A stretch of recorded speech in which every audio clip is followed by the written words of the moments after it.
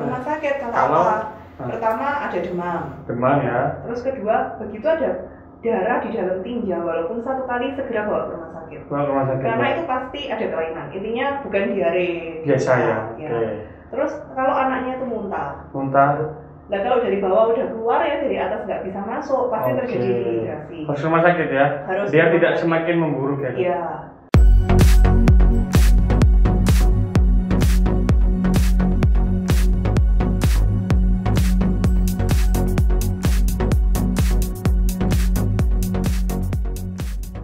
Oke, Assalamualaikum warahmatullahi wabarakatuh. Selamat malam. Kali ini permintaan netizen. Ini untuk kedua kalinya tamunya sama, yaitu Dr. Sherly, Dr. Cece. Apa yang akan kita bahas kali ini? Ya, fokus ada penyakit anak. Menurut netizen yang bertanya pada saya, ingin mengangkat salah satunya adalah kasus diare. Apa itu diare, bagaimana mengenali diare, diare yang berbahaya itu bagaimana, kapan kita harus segera berobat. Nah, ini sekarang cocok sekali untuk kedua kalinya. Selamat malam Bu Sherly. Malam dong. Jadi kita fokus ke diare dulu ya Bu Sherly. Jadi diare itu apa sih Dok? Jadi kemudian pada anak itu bedanya apa daripada dewasa? Tingkat berbahayanya bagaimana? Monggo Dok, silakan. Ya, jadi mulai dari definisi dulu ya. Ya, Dok. ya. Kalau misalnya definisi itu kan diare itu kapan sih anak ini dibilang diare gitu. Jadi diare itu adalah adanya perubahan konsistensi pada tinja. Jadi konsistensinya itu jadi cair. Gitu. Jadi bukan cuma kayak bubur kayak apa enggak, jadi cair gitu. Dengan frekuensinya lebih dari 3 kali dalam 24 jam. Oke. Dan berlangsungnya kurang dari 7 hari. Kurang dari 7 hari. Ya. Oke, jadi ada definisi konsistensi cair Ya. lebih dari 3 kali per hari, Ya. kurang dari 7 hari. Oke, itu diare. Nah, sekarang mendefinisikan diare yang berbahaya sama enggak apa? Jadi ini Diare yang kalau- perlu segera ke rumah sakit. Ya, jadi kan kalau misalnya anak ini dengan diare ya Dok, kan penyebabnya kita berangkat dari penyebabnya diare dulu. Jadi penyebabnya diare itu bisa ada yang infeksi, bisa yang non infeksi. Kalau yang infeksi pun itu ada yang infeksi dari saluran cerna, ada yang infeksi di luar saluran cerna. Contohnya apa sih kalau infeksi saluran cerna ya beneran entah bisa bakterinya ada di saluran cerna, terus salah makan salah satunya. Itu yang infeksi ya? Ya. Terus kalau misalnya yang di luar saluran cerna itu seperti infeksi telinga. Oh, bisa ya Dok ya? Bisa. Batuk pilek jadi diare bisa? Iya, bisa Oke. gitu. Jadi kan bakterinya itu kan sebenarnya jalannya kan satu aja. Betul. Jadi kan terus anak-anak kan juga kalau batuk pilek itu nggak bisa mengeluarkan lendir ya. Jadi kan kadang ketelen. ketelen. Gitu. Jadi pindah. Gitu. Pindah, itu menyebabkan Ya, diare. Itu bisa mengakibatkan diare. Terus yang kedua itu infeksi kan tidak hanya bakteri, ada virus. Nah, virus. kalau virus itu macam-macam juga, virus-virus flu, terus virus-virus yang ada di perut itu juga bisa mengakibatkan diare. Oke. Nah, terus ada yang penyebab non infeksi. Kalau non infeksi itu biasanya tuh yang paling sering tuh di anak-anak bayi. Nah, itu kan karena kita ngomongnya tuh intusisepsi atau yang ususnya itu kejepit. Kejepit. Ya, jadi itu terjadi waktu usia-usia pergantian pola makan. Atau kalau misalnya anak-anak bayi kan di Madura ini sering ya Dok ya, anak bayi itu Madura. nggak dikasih susu. Baru Anak lahir bayi dikasih. dikasihnya teh sama kopi. Wah guys, tolong ya. Bayi baru lahir harusnya tetap ASI ya Dok ya. sampai Oke. usia 6 bulan. Kalau di Jadi- sini dikasih pisang biasanya. Nah, Dok. ya itu kan sering banget Dok. Masuk Oke. ke ruang neonatus, ke ruang bayi, sampai operasi karena pisang. Itu diare non infeksi ya. Ya, itu Salah satu yang makan. Ya. Oke. Jadi sekarang kita bahas diare pada bayi dulu Dok. Ya. Nah, diare pada bayi sebabnya sama ya seperti tadi ya. Sebabnya sama. Yang paling sering Dok apa? Kemudian tata laksana awalnya bagaimana? Pada bayi dulu, Ya, pada anak. yang paling sering itu virus. Virus, oke. Ya. Jadi virus itu yang paling sering itu ya sebenarnya tuh yang udah ada imunisasinya sih, rotavirus, adenovirus. Ada imunisasinya ya? Ada, tapi sayangnya tidak di cover BPJS. Oke, ada. Dan oke. harganya cukup mahal. Oke. Nah terus setelah itu kalau misalnya gini ada diare ya, jadi orang tua tuh nggak usah panik dulu, dilihat dulu kan diarenya tuh sesuai nggak sama yang kita ngomong. Jadi jangan cuma anaknya sekali BAB-nya cair terus langsung ini diare. Jadi itu penyebab paling sering itu virus yang pertama. Yang kedua itu yang paling ini yang kita mau infeksi ya, kan ini negara Indonesia ya, jadi infeksi itu yang pertama. Itu karena virus yang paling sering. Jarang banget bayi itu dengan infeksi bakteri.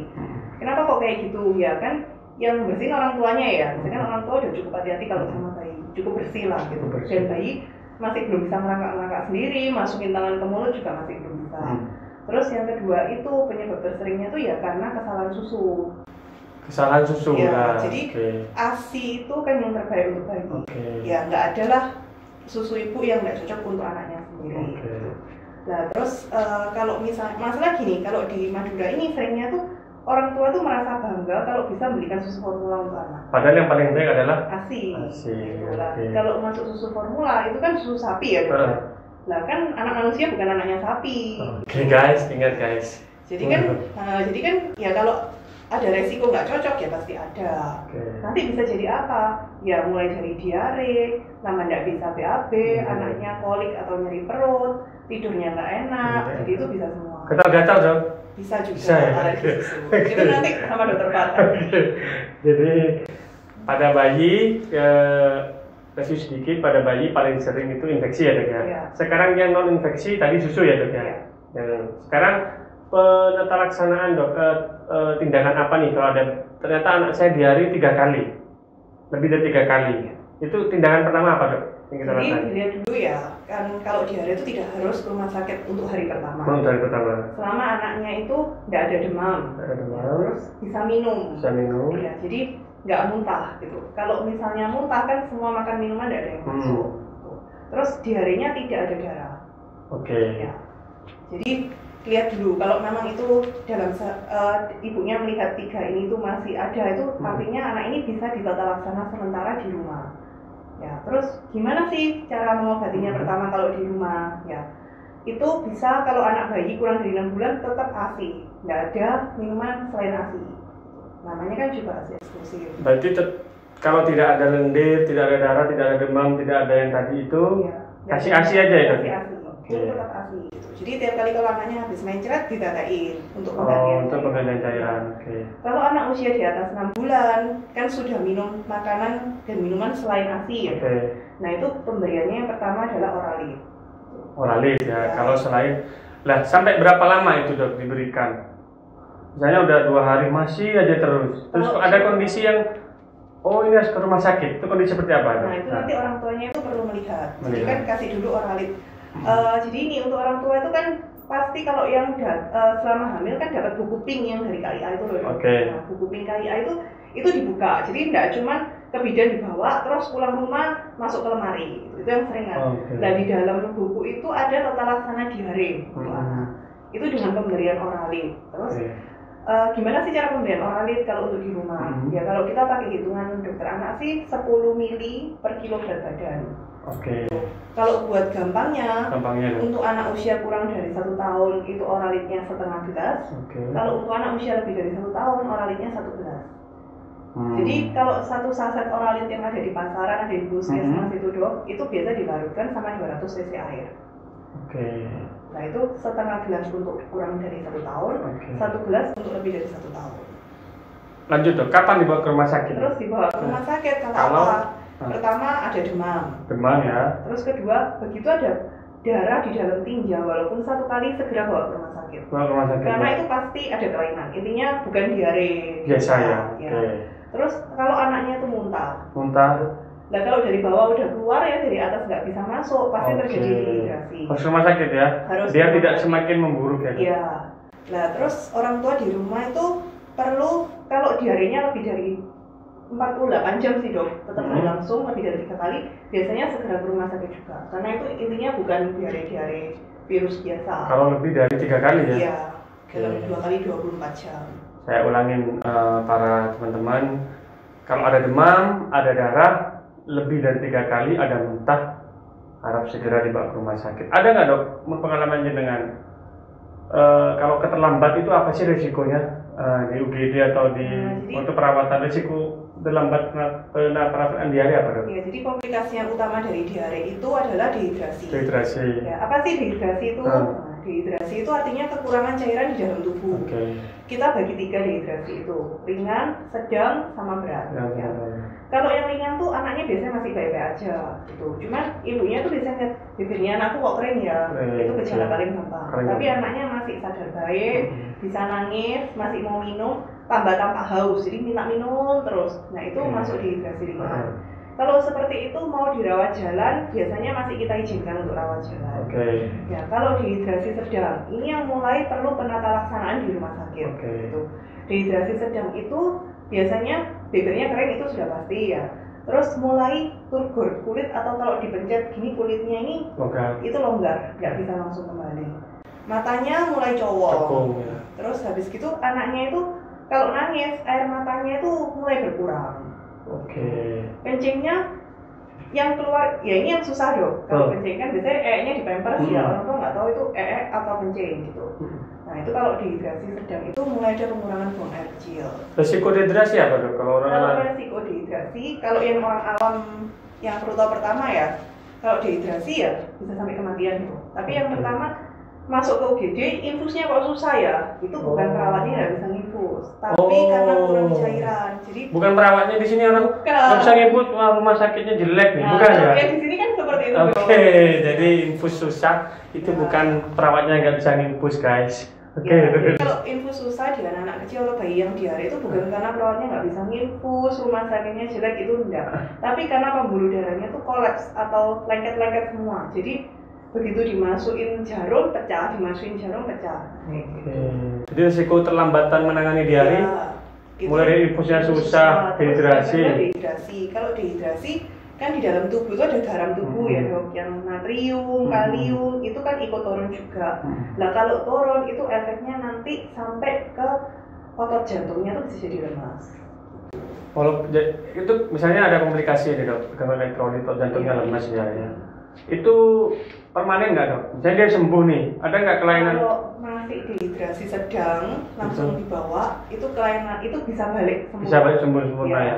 Tapi kalau berat, nah, seringnya itu, yang pernah dapat ya dok. Selama era COVID ini kan orang takut ke rumah sakit. Takut ke rumah sakit. Padahal kan nggak semua penyakit itu COVID betul. Nah itu takut ke rumah sakit sampai ke sini itu ada yang kalium itu sudah kurang dari 1. Padahal kalium itu fungsinya itu dia bikin jantung ini tetap berdenyut gitu. Nah terus akhirnya apa?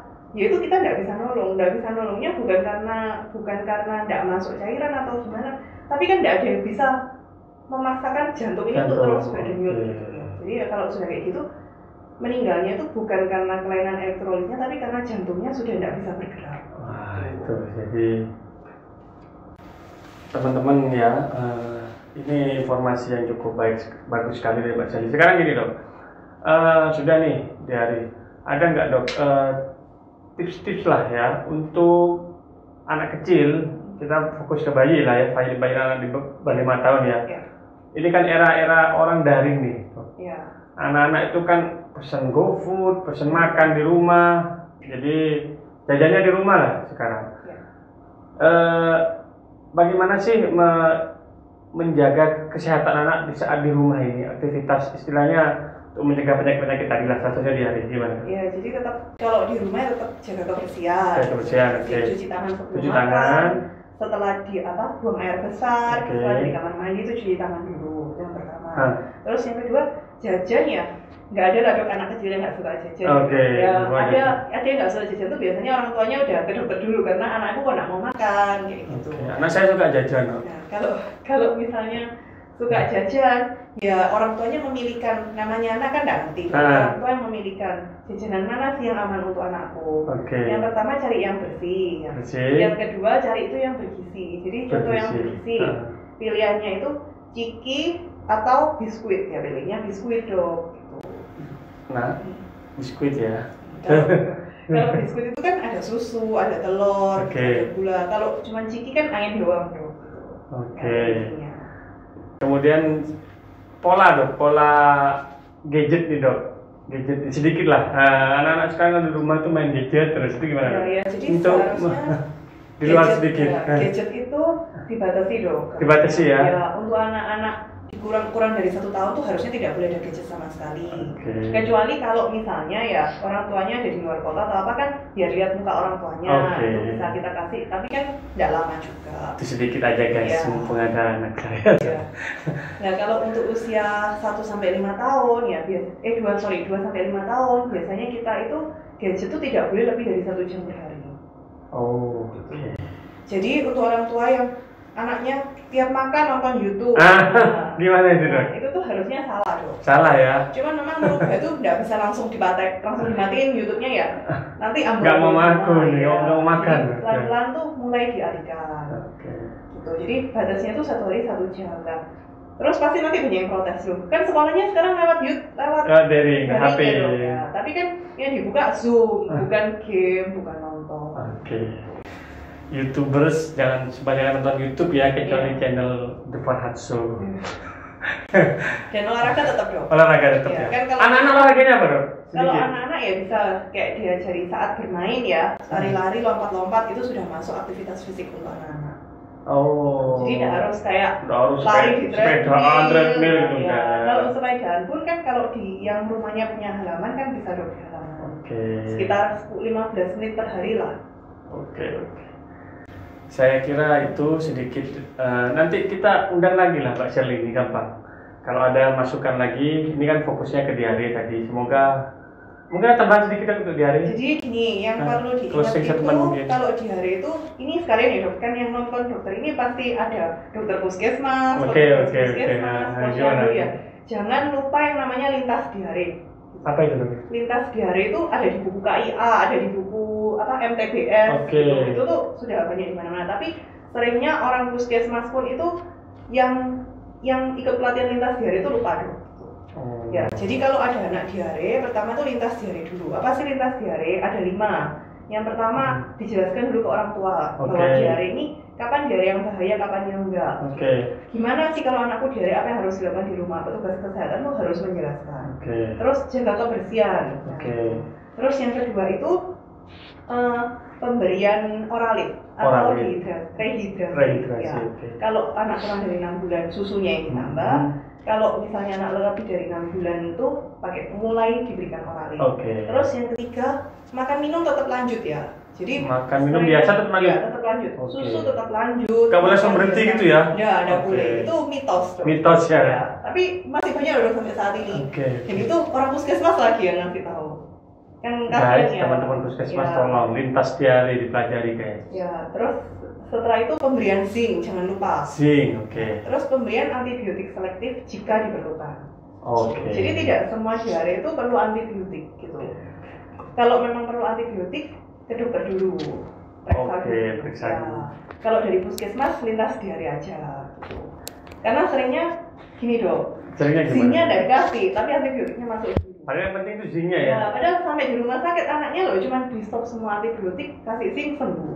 Nah, kan banyak yang kayak gitu ya, nggak perlu antibiotik ya. Perlu dong. Gitu. Jadi itu yang perlu diingat, jangan dibalik. Kadang itu gini dok, orang yang nggak ahli itu kadang-kadang yang nggak menguasai, kadang-kadang ngebom. Bom aja nih. Tapi itu malah beresiko ya dok. Menambah resiko. Ada nggak dok? Ada antibiotik jadi diare gitu ada? Ada. Jadi contoh yang paling sering dipakai kayak amoxicillin, golongan ampicillin itu kan banyak dok, yang mulai dari bidan gitu. Itu efek sampingnya diare dok. Karena dia meningkatkan penyerapan air di usus. Itu yang pertama. Kedua, penggunaan antibiotik itu flora normal di usus kan ada flora normal, bakteri baik yang mempertahankan fungsi ususnya itu tetap baik dan penyerapannya baik. Flora normalnya itu ikut mati. Nah kalau mati apa sih akibatnya? Penyerapannya nanti terganggu. Jadi anaknya ini makan kok beratnya nggak bisa naik. Nah itu salah satu penyebabnya itu bisa. Terus malah fili-fili itu apa ya? Jadi di usus kan ada kayak rambut-rambut ususnya. Nah itu mati juga kena antibiotik. Ya. Jadi kok sudah tak, biasanya tuh pasien kalau datang tuh nih, dok anakku ini sudah dapat antibiotik dari bidan. Yang sering ini ya, ini dok, ini cerita nyata. Cerita nyata gimana? Dapat dari bidan gitu, sudah diganti sampai 2 macam antibiotik. Gitu. Masih diare terus? Masih diare. Jangka waktunya cuma 3 hari dok, sampai ganti 2 macam antibiotik. Nah itu kan yang jadi, aduh, ya kayak dokter bilang itu ngebom namanya. Ngebom ya. Nah tapi ternyata tidak sembuh juga. Jadi ya perlu untuk masyarakat tahu kalau antibiotik itu bukan obat dewa yang akan menyembuhkan segalanya. Siap. Saya kira itu dulu dari penjelasan Dr. Shirley untuk bab diare ini. Nanti kita akan evaluasi lagi, mungkin ada masukan-masukan untuk mengundang Mbak Keke lagi. Terima kasih Bu Shirley. Ya, sama-sama. Oke, jangan lupa untuk terus tonton channel saya. Terima kasih. Assalamualaikum warahmatullahi wabarakatuh.